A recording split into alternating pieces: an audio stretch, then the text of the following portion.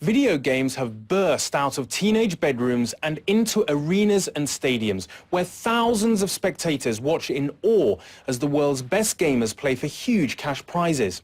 Martin Geisler is in Paris to pull back the curtain on the world of eSports and meet the new celebrities of the video gaming world. He's got a timeless. He gets it off. Shikuchi. This is the moment a team from China won more than $5 million playing a game you've probably never heard of. 15 minutes in, it's over. Newbie convincingly moving their way through the win. The game is Dota 2.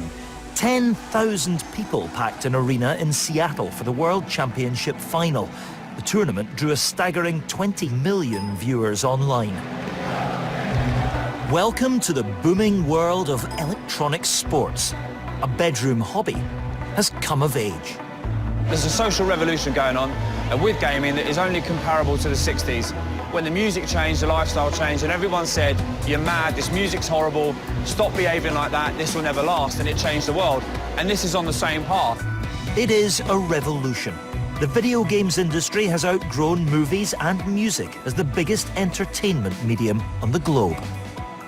For a generation, youngsters have shut themselves away, engrossed in consoles and computers. Now, they're coming out of their bedrooms and filling stadiums around the world. Video games have been around for 40 years or so, but in that time, they've changed beyond all recognition.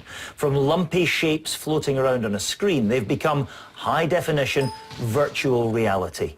We can train our brains on mobile phones. We can keep fit with a console beside the television. But a new subculture has exploded out of all of this. The very best players have become famous, and they're making a lot of money. I wanted to find out more about this modern phenomenon, so I've come to Glasgow to meet one of the rising British stars. 19-year-old Mark Bryceland plays Call of Duty for a living.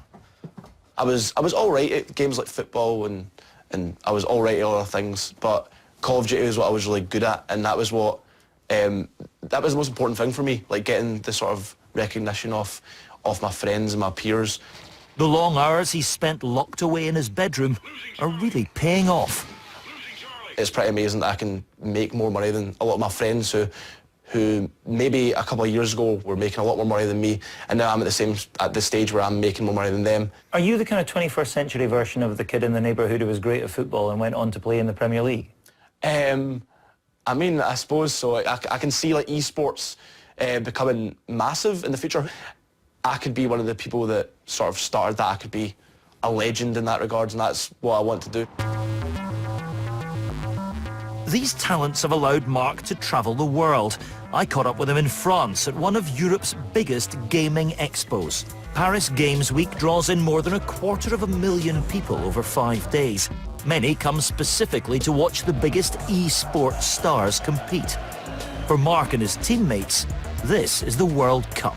Big match? Yeah, this match is like probably going to be, if we win this match, I think we're going to be in the final. We can probably win the event. So this match is really all or nothing, really. On stage in front of a crowd of thousands, they lose themselves in this virtual world.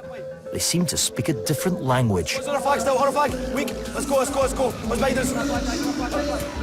You can still, that's a big win. The teams line up alongside each other, 4 players on either side. The crowd watch the action on giant screens suspended over the back of the stage. These thumbs could earn a lot of money, but it won't be easy. Mark's team have been drawn against 4 young superstars from the States. To his legions of fans, Joe DeLuca is known as Merk.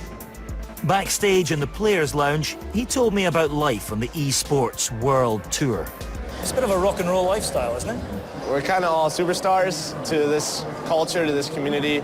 A lot of us have hundreds and thousands of followers. There's some with millions. I guess one of the upsides of this lifestyle is that it's quite lucrative too. It pays well, doesn't it, at the top? Yeah. So if you're one of the best in the world, you're usually salaried monthly. Sponsorships, products, everything's free. Plane rides are free. And then if you win a lot, I mean, for example, we have $1 million tournament every single year. So I think I'm the second highest earning Call of Duty player, and I've earned right under $300,000 in about 3 or 4 years. fast. I'm doing bump on.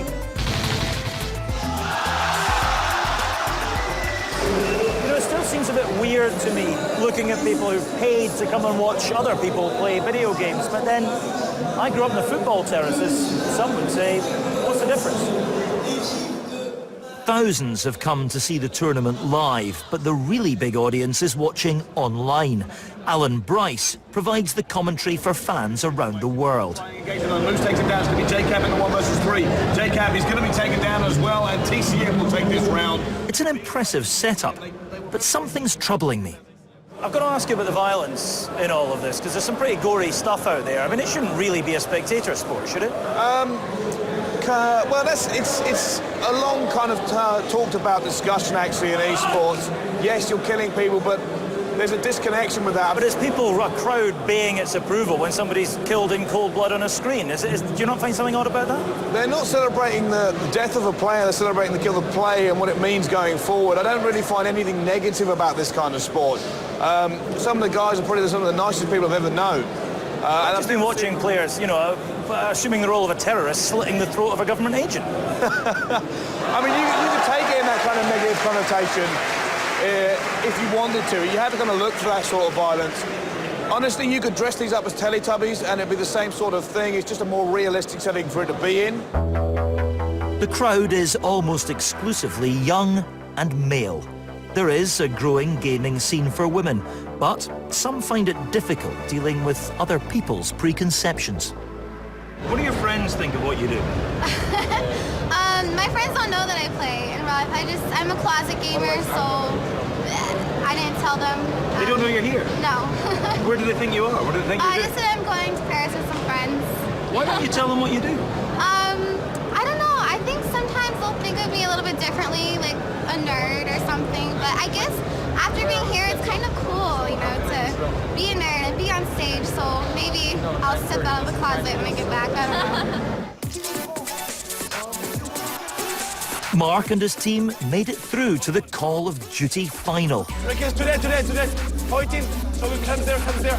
One needing gas. They just missed out on the trophy, but went home with a couple of £1,000 each. Not bad for a weekend's work. And there's always next year. In this booming business, you can be certain of that. Team TCM will be back in action in the States in a couple of days from now. Over the last 4 years, Rohit Kachru